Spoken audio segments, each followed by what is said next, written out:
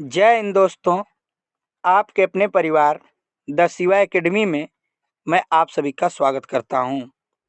दोस्तों, आज हम लोग ग्रुप डी के 2022 में जितने भी शिफ्ट में एग्ज़ाम हुआ था मेरे दोस्तों, उन सभी के प्रीवियस ईयर करेंगे दोस्तों।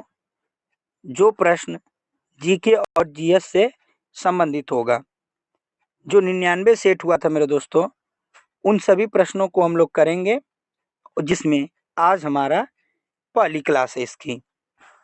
तो आइए देखते हैं आज का अपना पहला प्रश्न। निम्न में से किस प्रकार के प्रतिबिंब पर्दे पर प्राप्त किए जा सकते हैं? वास्तविक और बड़ा, वास्तविक और बराबर, आभासी और छोटा, आभासी और बड़ा। तो इसका सही आंसर हो जाएगा मेरे दोस्तों वास्तविक और बड़ा। ऑप्शन ए इसका सही है। आगे देखते हैं अगला प्रश्न। निम्नलिखित में से किस यौगिक का उपयोग श्वेत श्याम फोटोग्राफी में किया जाता है? Silver oxide, silver bromide, silver chloride, या डी ऑप्शन है सिल्वर क्लोराइड और सिल्वर ब्रोमाइड दोनों। तो इसका जो सही आंसर होगा वो होगा सिल्वर क्लोराइड और सिल्वर ब्रोमाइड दोनों प्रयोग होता है मेरे दोस्तों श्वेत श्याम फोटोग्राफी में। अगला प्रश्न, प्रश्न नंबर 3। पंचायती राज व्यवस्था सबसे पहले भारत के किस राज्य में लागू हुई थी? राजस्थान, पश्चिम बंगाल, मध्य प्रदेश या उत्तर प्रदेश? तो पंचायती राज व्यवस्था मेरे दोस्तों सबसे पहले राजस्थान राज्य में लागू हुई थी। ये इसका सही आंसर है। अगला प्रश्न, प्रश्न नंबर 4। उच्चतम न्यायालय ने किस वर्ष में दहेज के मुद्दों से संबंधित सतवीर सिंह बनाम हरियाणा राज्य मामले में अपना फैसला सुनाया? 2019, 2020, 2021 या 2022? तो ये जो फैसला आया था मेरे दोस्तों वह आया था 2021 में। ऑप्शन सी सही है इसका। आगे देखते हैं अगला प्रश्न देखते हैं।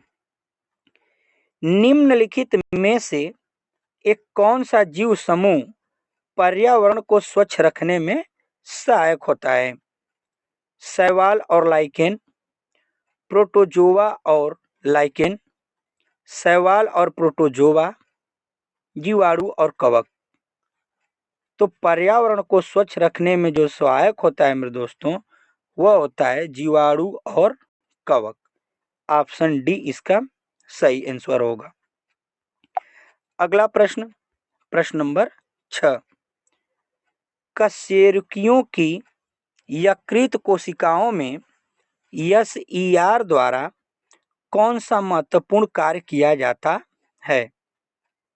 औषधियों और विष का निराविषीकरण या लिपिड का संश्लेषण, प्रोटीन का संश्लेषण? डी ऑप्शन है संश्लेषण। तो इसका जो सही आंसर होगा मेरे दोस्तों वह होगा औषधियों और विष का निराविषीकरण। ऑप्शन ए इसका सही होगा। आगे देखते हैं अगला प्रश्न देखते हैं। विद्युत मोटर का कौन सा भाग उसमें प्रभावित धारा को प्रवाह की दिशा में उलट देता है? कुंडली, लौकोर, विभक्त वलय या ब्रूस? बताइए दोस्तों इसका कौन सही हो जाएगा? तो इसका हो जाएगा डी ब्रूस। कौन सही हो जाएगा मेरे दोस्तों? ब्रूस इसका सही हो जाएगा। आगे देखते हैं अगला प्रश्न, प्रश्न नंबर 8। बल्ब के फिलामेंट को प्राप्त करने के लिए अत्यंत पतला और लंबा बनाया जाता है क्यों? उच्च प्रतिरोध के लिए, उच्च धारा, उच्च प्रतिरोधकता या उच्च वोल्ट के लिए। कह रहा है मेरे दोस्तों कि बल्ब का जो फिलामेंट होता है मेरे दोस्तों, उसको अत्यंत पतला और लंबा क्यों बनाया जाता है? तो उसको इसलिए लंबा और पतला बनाया जाता है दोस्तों, क्योंकि उच्च प्रतिरोध के लिए। किसके लिए बनाया जाता है मेरे दोस्तों? उच्च प्रतिरोध के लिए बनाया जाता है। अगला प्रश्न देखते हैं, प्रश्न नंबर 9। एक धुएं से भरे कमरे में प्रवेश करने पर प्रकाश की एक बारीक किरण इनमें से किसके कारण दिखाई देती है? बारीक किरण होगा दोस्तों, यह किसके कारण दिखाई देती है? प्रकाश का प्रकीर्णन, प्रकाश का अपवर्तन, प्रकाश का वर्ण विक्षेपण या प्रकाश का परावर्तन। तो ये जो दिखाई देता है मेरे दोस्तों, यह दिखाई देता है प्रकाश के प्रकीर्णन के कारण। ये इसका सही आंसर है। अगला प्रश्न, प्रश्न नंबर 10।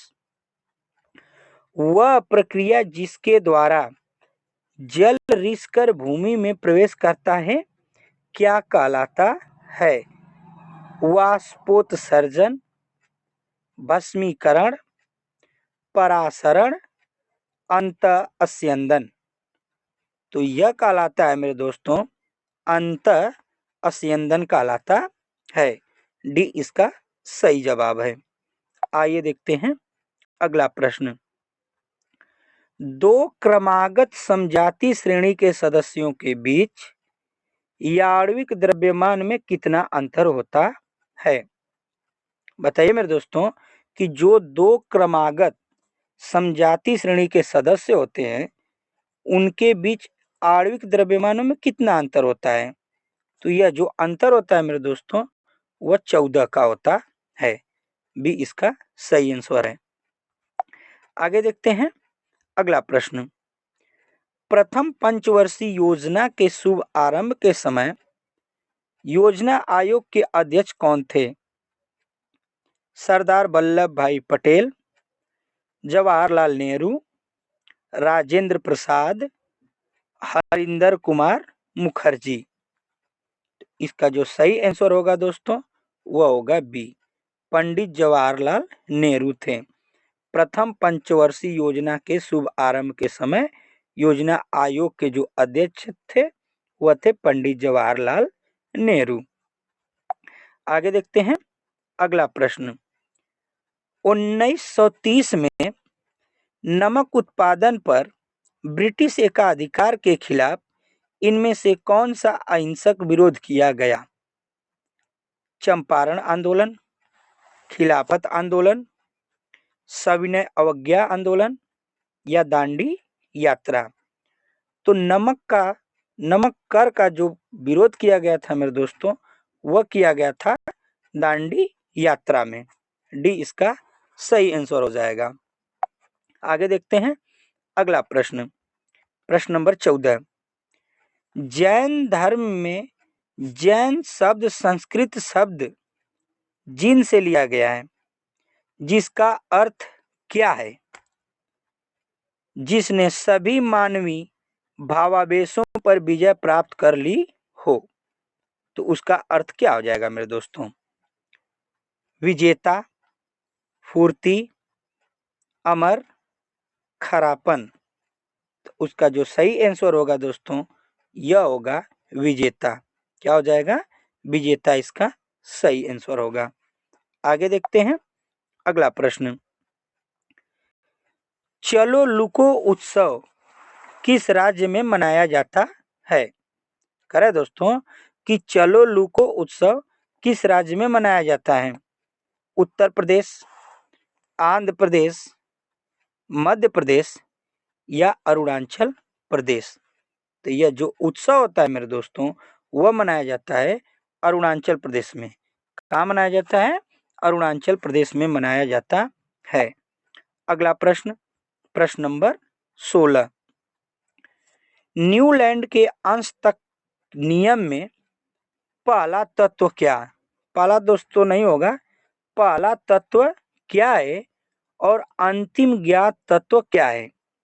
कह रहा है दोस्तों कि न्यूलैंड का जो अंश का नियम होता है उसमें पहला तत्व क्या है और अंतिम ज्ञात तत्व क्या है? Hydrogen thorium, hydrogen bromine, hydrogen lithium या हाइड्रोजन कार्बन।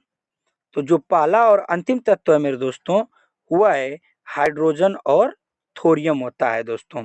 याद रखिएगा, यह बहुत ही वीआईपी प्रश्न है, यह बहुत बार पूछा है मेरे दोस्तों।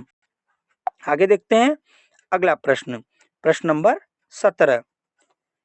जिप्सम को गर्म करके एक रासायनिक यौगिक यक्स तैयार किया जाता है।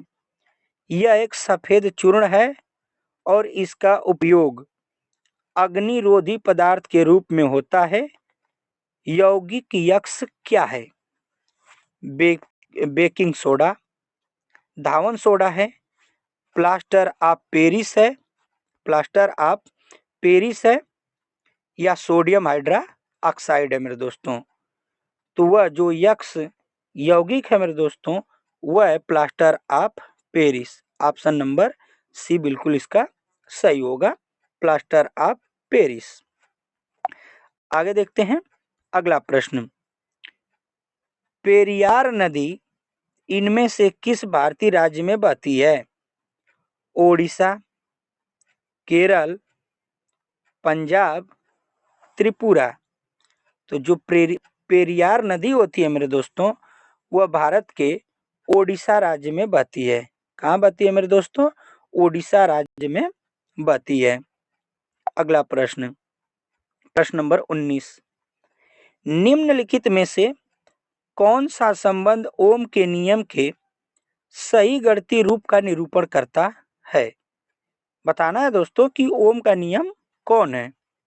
V बराबर I इंटू आर, I बराबर भी आर, आर बराबर I बटा आर या आर बराबर भी टी है।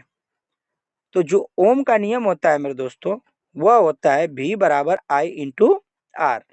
ये इसका सही जवाब है। आगे देखते हैं अगला प्रश्न, प्रश्न नंबर 20।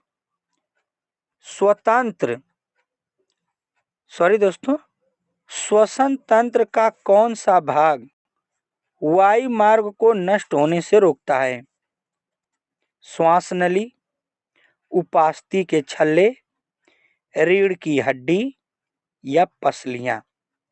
बताइए दोस्तों कि श्वसन तंत्र का कौन सा भाग वायु मार्ग को नष्ट होने में रोकता है? तो इसका जो सही आंसर हो जाएगा मेरे दोस्तों वह होगा उपास्थि के छल्ले। ऑप्शन बी इसका सही हो जाएगा।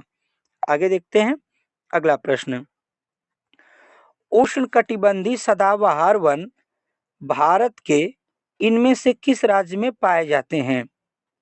केरल, राजस्थान, गुजरात या उत्तर प्रदेश।